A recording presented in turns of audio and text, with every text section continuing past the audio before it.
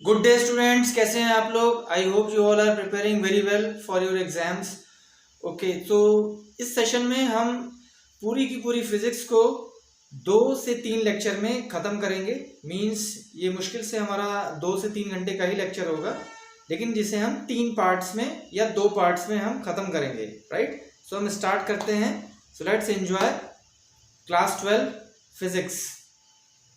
Okay,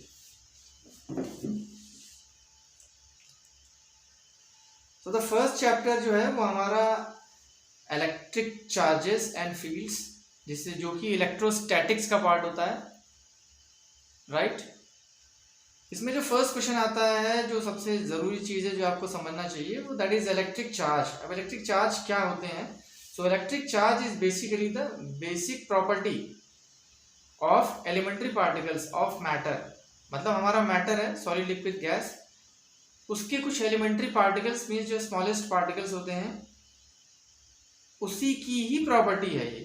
right, so what is charge? Electric charge is basically the basic property of elementary particles of matter. Right, electric charge of course it is a scalar quantity. ठीक है, अब ये हमारा instrument होता है जिसे हम gold leaf electroscope कहते हैं। Right, it is an instrument which detects electric charges by means of electrostatic forces. It consists of 2 gold leaves which are suspended side by side. Right, so ये आपको reference के लिए, अपनी knowledge के लिए ये जानना चाहिए कि इलेक्ट्रोस्कोप ही होता है जो चार्ज को मेजर करता है। करेक्ट, और नॉर्मली दूसरा तरीका होता है चार्ज प्रोड्यूस करने का by induction. Right, so charging by induction. Charging by induction का मतलब क्या होता है? इंडक्शन मीन्स होता है प्रेरणा। ठीक है, तो मतलब जो प्रेरणा से हो जाए, मतलब एक चार्ज की वजह से दूसरा चार्ज अगर जनरेट हो जाए, तो इसका मतलब उसे हम क्या कहेंगे? भाई एक की वजह से दूसरा प्रोड्यूस हो रहा है, यानी कि हम इसको क्या कहेंगे? हम इसको बोलेंगे कि खरबूजे को देख के खरबूजा रंग बदल रहा है।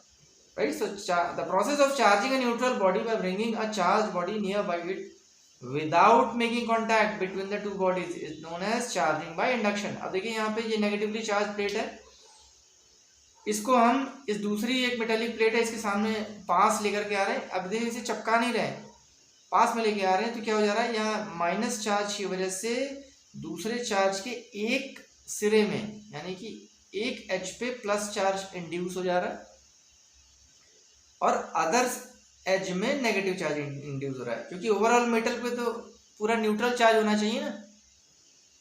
तो इसी वजह से एक तरफ प्लस आ जा रहा है, दूसरी तरफ माइनस आ जा रहा है। ठीक, अब अगर हमें इस मेटल को चार्ज करना है, मीन्स एक स्पेसिफिक चार्ज रहे, क्योंकि अभी तो ये प्लस और ये माइनस आपस में न्यूट्रलाइज्ड ही है एक तरह से, तो हम क्या करेंगे? हम इसको अर्थ कर देंगे। तो अर्थ करने का मतलब क्या होता है? Earth is considered as the heaven of electrons.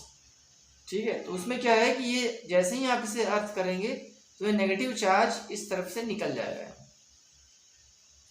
ठीक, अब ये हमारा जो दूसरी बॉडी है, ये मेटालिक बॉडी, ये केवल पॉजिटिवली चार्ज हो गई। तो इस तरीके से हमने एक डिफरेंट चार्ज जो हमने वो प्रोड्यूस कर लिया, किसकी वजह से? इंडक्शन की वजह से। राइट, अब देखिए basic properties of electric charge क्या होती है कि इलेक्ट्रिक चार्ज होते हैं दे आर क्वांटाइज्ड, ये क्वांटाइज्ड होते हैं और सुपरपोजिशन थ्योरम पे काम करते हैं। राइट, मींस अगर सुपरपोजिशन थ्योरम की बात करें, सुपरपोजिशन थ्योरम क्या होती है कि to calculate the net charge on a system we have to just add algebraically, हमें अलजेब्रिक सम लेना पड़ेगा अगर हमारे पास कई चार्जेस हैं तो, all the charges present in the system, and this is known as principle of superposition of charge. ठीक है, तो बहुत ही सिंपल है। Now conservation of charge, conservation of charge का मतलब होता है during any process the net electric charge of an isolated system remains constant, that is conserved. In simple words, charge can neither be created nor destroyed. Right, now difference between dielectric and conductors, ये क्या चीज है? Dielectrics are non-conductors and don't have free electrons at all, while conductors have free electrons in their any volume which makes them able to pass the electricity through them. अब हमको conductor तो पता ही है, बचपन से पढ़ते चले आ रहे हैं, we have been studying conductors. Conductors क्या होते हैं? इसमें बहुत सारे इलेक्ट्रॉन्स होते हैं, means free electrons are readily available for conduction. Right, जब भी हम मेटल को किसी वोल्टेज सोर्स से कनेक्ट करते हैं, इमीडिएटली करंट उसमें फ्लो होने लगती है। वो क्यों फ्लो होती है? क्योंकि फ्री इलेक्ट्रॉन्स रहते हैं उसमें, मीन्स इलेक्ट्रॉन्स वो जो फ्री हों, जो एटम से बाहर ऑलरेडी रहते हैं, और जैसे ही इलेक्ट्रिक फील्ड अप्लाई हो जाता है, इलेक्ट्रॉन इलेक्ट्रिक फील्ड के अपोजिट डायरेक्शन में मूव करना स्टार्ट कर देते हैं और करंट हमारी फ्लो होने लगती है, राइट। सो ये अभी जो हम पढ़ रहे हैं ये इलेक्ट्रोस्टैटिक्स में हम पढ़ रहे हैं। तो इलेक्ट्रोस्टैटिक्स में यहाँ पे हम ये लेके चलते हैं कि चार्ज हमारा मूव नहीं कर रहा है, right. Means electrostatics, charge is at rest. Charge जो है, चार्ज सुस्ता रहा है, अभी मूव नहीं कर रहा, ठीक है। अब दूसरी प्रॉपर्टी क्या होती है? Quantization of electric charge, that is Q is equal to NE, means net total charge Q is equal to plus minus NE। N क्या है? इंटीजर नंबर्स हैं, राइट। 1 2 3 4, ये प्लस माइनस दोनों सकते हैं, क्योंकि इलेक्ट्रॉन के फॉर्म में है अगर तो नेगेटिव चार्ज हो जाएगा, और अगर हमारा प्रोटॉन के फॉर्म में है तो पॉजिटिव चार्ज हो जाएगा, राइट। लेकिन ये हमारा क्वांटाइज्ड होगा, means 1 2 3 4 5 6 7 8 up to infinite, right. आइए नेक्स्ट देखते हैं क्या है। अब नेक्स्ट क्या है कि इसमें क्वेश्चन पूछा सकता है, जैसे फॉर एग्जांपल आप एक थ्योरी पढ़िए, एक न्यूमेरिकल से सॉल्व करिए, देखिए आपको कॉन्फिडेंस डेवलप हो जाएगा। एक फॉर्मूला पढ़िए, उस पर तुरंत आप एक न्यूमेरिकल सॉल्व करिए, देखिए आपका कॉन्फिडेंस बढ़ जाएगा, राइट। क्योंकि फिजिक्स में थ्योरी कॉन्सेप्ट के साथ इमीडिएटली एक न्यूमेरिकल आ जाता है, राइट। तो न्यूमेरिकल से क्या होता है कि आप फॉर्मूले को समझ जाते हैं, एक्सप्रेशंस को समझ जाते हैं, कॉन्सेप्ट क्लियर हो जाता है आपका, right. So let's take a problem. A copper slab of mass 2 gram contains 2 into 10 raised to power 22 atoms. The charge on the nucleus of each atom is 29 e electron. What fraction of electrons must be removed from the sphere to give it a charge of 2 microcoulomb? अब problem को ध्यान से समझिए क्या बोल रहे हैं।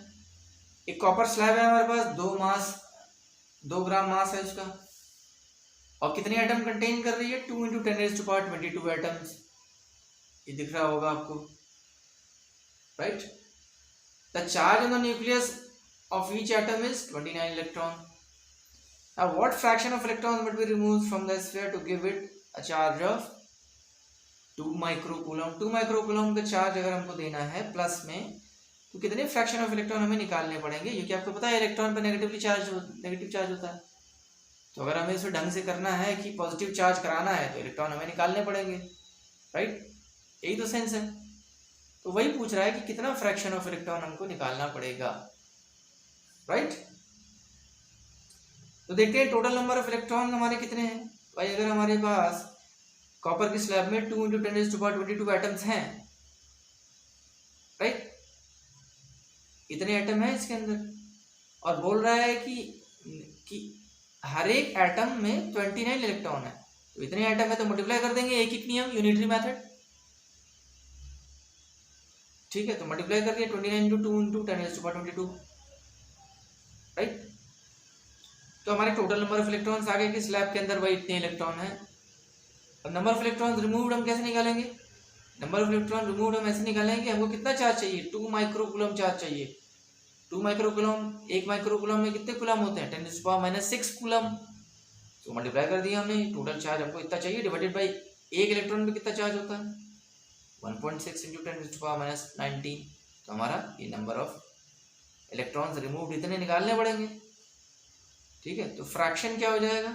इतना निकालना पड़ा, डिवाइडेड बाई टोटल कितना था? 29 इलेक्ट्रॉन थे, और इतना इलेक्ट्रॉन निकाल रहे हैं, तो हमारे इतने फ्रैक्शन ऑफ इलेक्ट्रॉन आ गए, राइट। आगे चलते हैं, लेट्स डू नेक्स्ट पार्ट।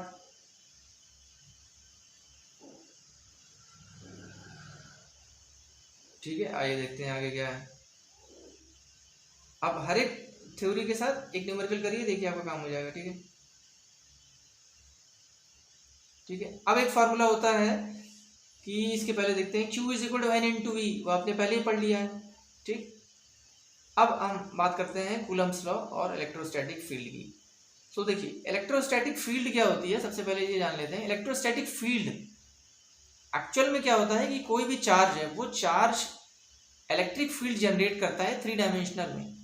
आप एज्यूम करिए कि एक पॉइंट चार्ज है, स्पेस में रखा हुआ है, वो क्या करेगा अपनी चारों दिशाओं में एक इलेक्ट्रिक फील्ड यानी कि इलेक्ट्रिक रेंज एक है, इलेक्ट्रिक फील्ड वो जनरेट करेगा। अब उसे समझने के लिए हम क्या करते हैं, उसके चारों तरफ हम इलेक्ट्रिक लाइंस हम ड्रॉ करते हैं। आपने देखा होगा हमेशा एरो मार्क के साथ, राइट। तो वो क्या हो गया, हमारा इलेक्ट्रिक फील्ड हो गया।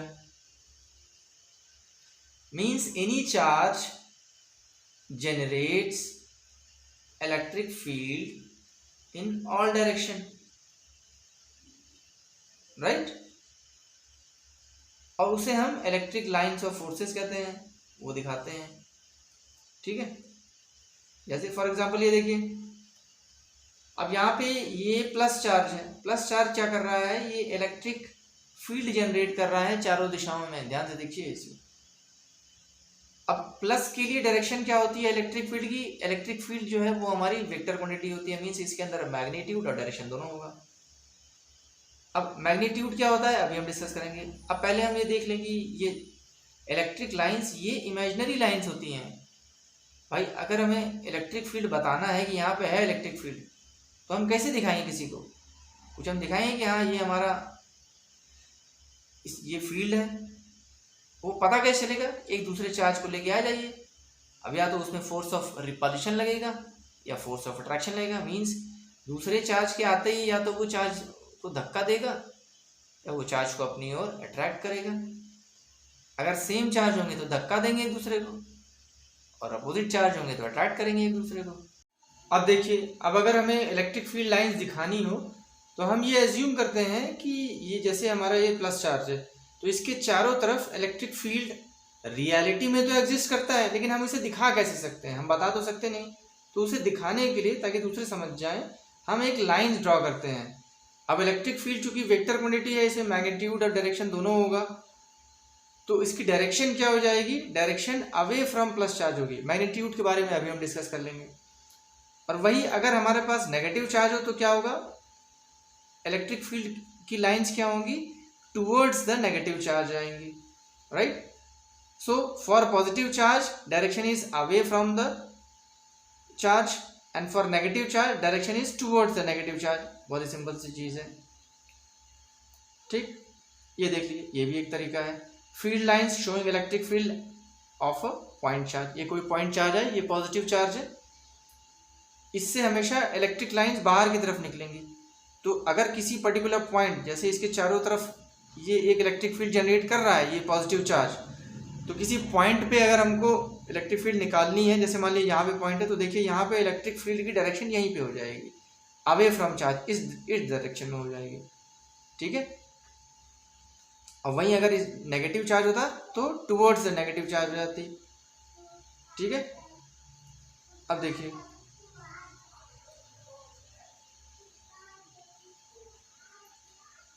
अब देखिए आइए, इलेक्ट्रिक फील्ड की का जो एक्सप्रेशन होता है, डायरेक्शन हमने समझ लिया, अब एक्सप्रेशन देखते हैं कि एक्सप्रेशन क्या होगा, ठीक है।